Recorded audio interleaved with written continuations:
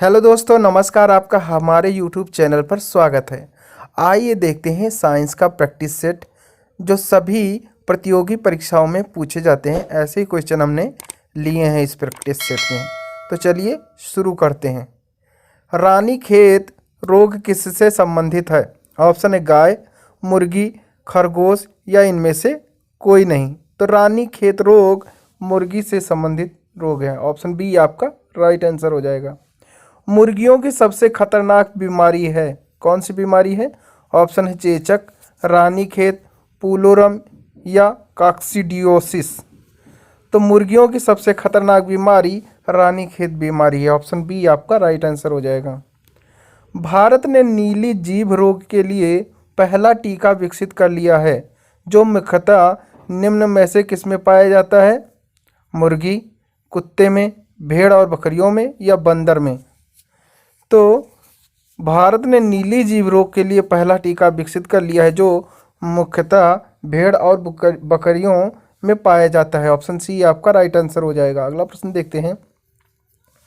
भारत की मवेशी रोग निगरानी एवं पूर्वानुमान प्रणाली का नाम क्या है? तो इस प्रणाली का नाम बायोसेफ्टी लेबोरेटरी है। ऑप्शन डी आपका राइट आंसर हो जाएगा। प्राकृतिक रेशम की कितनी मुख्य किस्में हैं? ऑप्शन है 2, 4, 6 या फिर 8। तो प्राकृतिक रेशम की 4 मुख्य किस्में हैं। ऑप्शन बी आपका राइट आंसर हो जाएगा। अगला प्रश्न देखते हैं। रेशम किससे उत्पन्न होता है? ऑप्शन है रेशम के कीड़े के अंडे से, रेशम के कीड़े के प्यूपा से, रेशम के कीड़े के लार्वा से या स्वयं कीड़े से। तो रेशम स्वयं कीड़े से उत्पन्न होता है। ऑप्शन डी आपका राइट आंसर हो जाएगा। अगला प्रश्न देखते हैं। रेशम के कीड़े किन पर पलते हैं? ऑप्शन है तुलसी के पत्ते, मलबरी यानी शहतूत, गुलाब के पत्ते या फिर करी के पत्ते। तो रेशम के कीड़े मलबरी यानी शहतूत के पत्ते पर पलते हैं। ऑप्शन बी आपका राइट आंसर हो जाएगा। अगला प्रश्न देखते हैं। सिम्बियोटिक कीटाणु जो कि वातावरणीय नाइट्रोजन के स्थिरीकरण के लिए उत्तरदायी हैं किसमें पाए जाते हैं? तो यह है मटर में पाए जाते हैं। ऑप्शन बी आपका राइट आंसर हो जाएगा। जंतुओं में होने वाली फूट एंड माउथ रोग किसके कारण उत्पन्न होती है? ऑप्शन है जीवाणु, कवक, प्रोटोजोआ या फिर विषाणु। तो जंतुओं में होने वाली फूट एवं माउथ रोग विषाणु के कारण उत्पन्न होती है। ऑप्शन डी आपका राइट आंसर हो जाएगा। एड्स मानव प्रतिरक्षाहीनता विषाणु HIV के द्वारा होता है जो है रेट्रोवायरस, प्रतिरक्षा विषाणु या अर्बोवायरस या लेंटेवायरस। तो यह रेट्रोवायरस है। ऑप्शन ए आपका राइट आंसर हो जाएगा। मादा पशुओं में पिट्यूटरीन नामक हार्मोन का इंजेक्शन देने से क्या होता है? दूध की मात्रा बढ़ जाती है या फिर दूध की मात्रा घट जाती है या दूध सूख जाता है या दूध उतर जाता है? तो मादा पशुओं में पिट्यूटरीन नामक हार्मोन का इंजेक्शन देने से दूध उतर जाता है। ऑप्शन डी आपका राइट आंसर हो जाएगा। मादा पशुओं में बच्चे पैदा होते समय कौन सा हार्मोन अधिक सक्रिय होता है? ऑप्शन है प्रोजेस्टेरॉन, ऑक्सीटोसिन या एड्रोजन या इनमें से कोई नहीं। तो मादा पशुओं में बच्चा पैदा होते समय ऑक्सीटोसिन हार्मोन अधिक सक्रिय होता है। ऑप्शन बी आपका राइट आंसर हो जाएगा। अगला प्रश्न देखते हैं। एक कुबड़ वाले ऊंट को क्या कहते हैं? ओकापी, आइबेक्स, ड्रोमडेरी या एल्क। तो एक कुबड़ वाले ऊंट को ड्रोमडेरी कहते हैं। ऑप्शन सी आपका राइट आंसर हो जाएगा। लाल क्रांति यानी रेड रेवोल्यूशन किससे संबंधित है? ऑप्शन है मांस उत्पादन, दुग्ध उत्पादन, ऊन उत्पादन या फिर गेहूं उत्पादन। तो लाल क्रांति यानी रेड रेवोल्यूशन मांस उत्पादन से संबंधित है। ऑप्शन ए आपका राइट आंसर हो जाएगा। दूध में वसा की मात्रा के अनुकूलन की प्रक्रिया को क्या कहा जाता है? विटामिन फोर्टिफिकेशन या पास्चराइजेशन या स्टैंडर्डाइजेशन या होमोजेनराइजेशन। तो दूध में वसा की मात्रा के अनुकूलन की प्रक्रिया को हम स्टैंडर्डाइजेशन कहते हैं। ऑप्शन सी आपका राइट आंसर हो जाएगा। दूध के समान रूप से वितरित रहने के लिए दूध में बसी वसा गोलिकाओं के आकार को कम करने की प्रक्रिया को क्या कहा जाता है? तो इसे होमोजेनाइजेशन कहा जाता है। ऑप्शन सी आपका राइट आंसर हो जाएगा। बोवड़ी ओविश किसका वैज्ञानिक नाम है?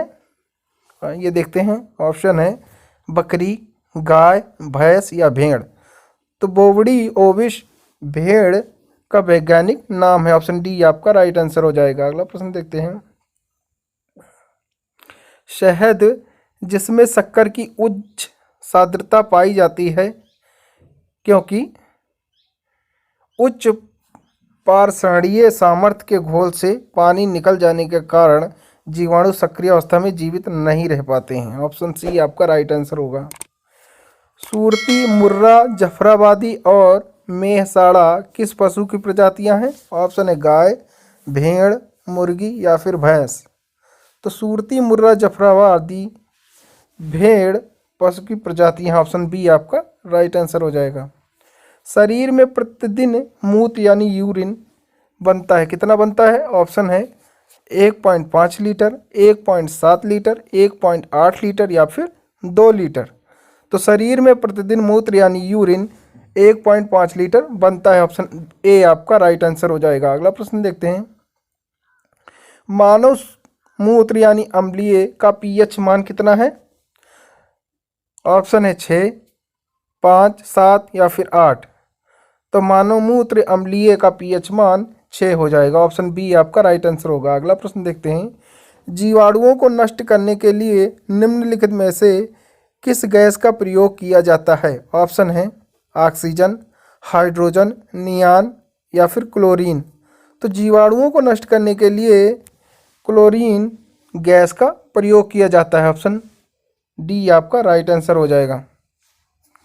निम्नलिखित में से ऑक्सीजन मिश्रित वह निष्क्रिय गैस कौन सी है जो अवरोधित श्वसन से पीड़ित रोगियों को दी जाती है? ऑप्शन है आर्गन, रेडान, हीलियम या फिर क्रिप्टॉन। तो निम्नलिखित में से ऑक्सीजन मिश्रित वह निष्क्रिय गैस हीलियम है जो अवरोधित श्वसन से पीड़ित रोगियों को दी जाती है। ऑप्शन सी आपका राइट आंसर हो जाएगा। अगला प्रश्न देखते हैं। अम्ल वर्षा वनस्पति को नष्ट कर देती है क्योंकि उसमें क्या होता है? ओजोन होती है, कार्बन मोनोऑक्साइड होती है या सल्फ्यूरिक अम्ल होता है या फिर नाइट्रिक अम्ल होता है। अब लोग फटाफट आंसर करें। तो अम्ल वर्षा वनस्पति को नष्ट कर देती है क्योंकि उसमें सल्फ्यूरिक अम्ल होता है। ऑप्शन सी आपका राइट आंसर हो जाएगा। अगला प्रश्न देखते हैं। एरोसॉल का उदाहरण है? ऑप्शन है धुआं, रुधिर, नदी का जल या फिर दूध। तो एरोसॉल धुआं का उदाहरण है। ऑप्शन ए आपका राइट आंसर हो जाएगा। वायुमंडल में कौन सी गैस पराबैंगनी किरणों का अवशोषण कर लेती हैं? ऑप्शन है नाइट्रोजन, हीलियम, ओजोन या फिर मीथेन। तो वायुमंडल में ओजोन गैस पराबैंगनी किरणों का अवशोषण कर लेती हैं। ऑप्शन सी आपका राइट आंसर हो जाएगा। अगला प्रश्न देखते हैं। कृत्रिम वर्षा या मेघ बीजन के लिए प्रायः प्रयोग किए जाने वाले रासायनिक द्रव्य हैं?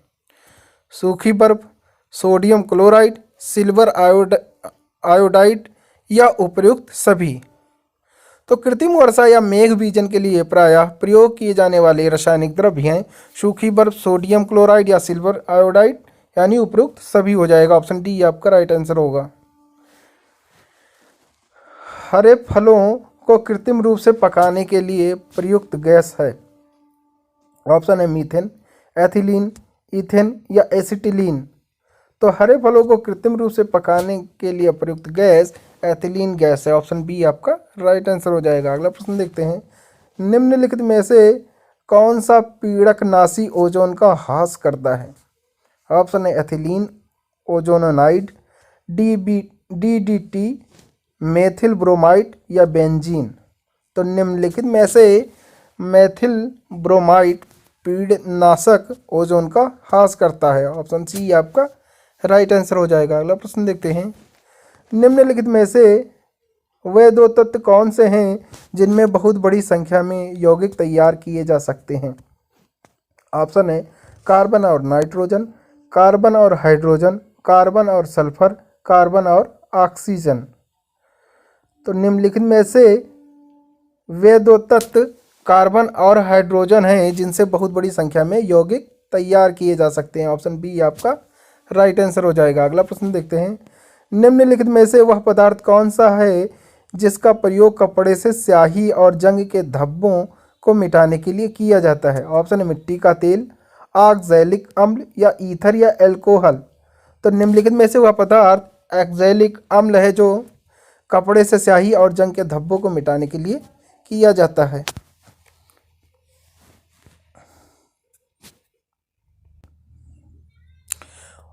उच्चतम आयनन ऊर्जा वाले तत्व हैं। ऑप्शन है लिथियम, हाइड्रोजन, सोडियम या फिर हीलियम। तो उच्चतम आयनन ऊर्जा वाला तत्व हीलियम है। ऑप्शन डी आपका राइट आंसर हो जाएगा। अगला प्रश्न देखते हैं, हाइड्रॉक्सी समूह वाला ऑर्गेनिक अम्ल है। ऑप्शन है कार्बोलिक अम्ल, सिनामिक अम्ल, एसिटिक अम्ल या बेंजोइक अम्ल। तो हाइड्रॉक्सी समूह वाला ऑर्गेनिक अम्ल कार्बोलिक अम्ल है। ऑप्शन ए आपका राइट आंसर हो जाएगा। अगला प्रश्न देखते हैं, कोका कोला का खट्टा स्वाद किसके अस्तित्व के कारण होता है? ऑप्शन है फास्फोरिक एसिड, हाइड्रोक्लोरिक एसिड या फार्मिक एसिड या एसिटिक एसिड। तो कोका कोला का खट्टा स्वाद फास्फोरिक एसिड के कारण होता है। ऑप्शन ए आपका राइट आंसर हो जाएगा। अगला प्रश्न देखते हैं, निम्नलिखित में से अश्रु गैस का घटक कौन सा है? एथेनॉल, ईथर, क्लोरोप्रिक्रिन या एथेन। तो निम्नलिखित में से अश्रु गैस का घटक क्लोरोप्रिक्रिन है। ऑप्शन सी आपका राइट आंसर हो जाएगा। अगला प्रश्न देखते हैं, बायोगैस का मुख्य घटक है एसिटिक एसिड, ऑक्सीजन, मीथेल अल्कोहल या फिर मीथेन। तो बायोगैस का मुख्य घटक मीथेन है। ऑप्शन डी आपका राइट आंसर हो जाएगा। अगला प्रश्न देखते हैं, भीड़ को तितर बितर करने में पुलिस द्वारा इस्तेमाल की जाने वाली अश्रु गैस क्या होती है? ऑप्शन है क्लोरीन, अमोनिया, हाइड्रोजन सल्फाइड या कार्बन डाइऑक्साइड। तो भीड़ को तितर बितर करने में पुलिस द्वारा इस्तेमाल की जाने वाली अश्रु गैस क्लोरीन गैस है। ऑप्शन ए आपका राइट आंसर हो जाएगा। अगला प्रश्न देखते हैं, मधुमेह के रोगियों द्वारा प्रयोग में लाए जाने वाले स्वीटेक्स में कितनी ऊर्जा होती है? ऑप्शन है 10 कैलोरी, 100 कैलोरी, 0 कैलोरी या 5 कैलोरी। तो मधुमेह के रोगियों द्वारा प्रयोग में लाए जाने वाले स्वीटेक्स में 0 कैलोरी ऊर्जा होती है। ऑप्शन सी आपका राइट आंसर हो जाएगा। अगला प्रश्न देखते हैं, एस्बेस्टास द्वारा फैला रोग होता है लकवा, अतिसार, पेचिश, वातस्फीति। तो एस्बेस्टास द्वारा फैला रोग वातस्फीति रोग होता है। ऑप्शन डी आपका राइट आंसर हो जाएगा। अगला प्रश्न देखते हैं, वह औषधि कौन सी है जो दुश्चिंता को कम करती है और शांति प्रदान करती है? ऑप्शन है मूत्रल, पीड़ा हरक, प्रशांतक या इनमें से कोई नहीं। तो वह औषधि को प्रशांतक है जो दुश्चिंता को कम करती है और शांति प्रदान करती है। ऑप्शन सी आपका राइट आंसर हो जाएगा। तो thanks for watching my video. अगर आपको हमारा ये वीडियो पसंद आया हो तो प्लीज़ इसे लाइक शेयर कमेंट जरूर करें और चैनल पर नए हैं तो सब्सक्राइब करना बिल्कुल ना भूलें। Thank you.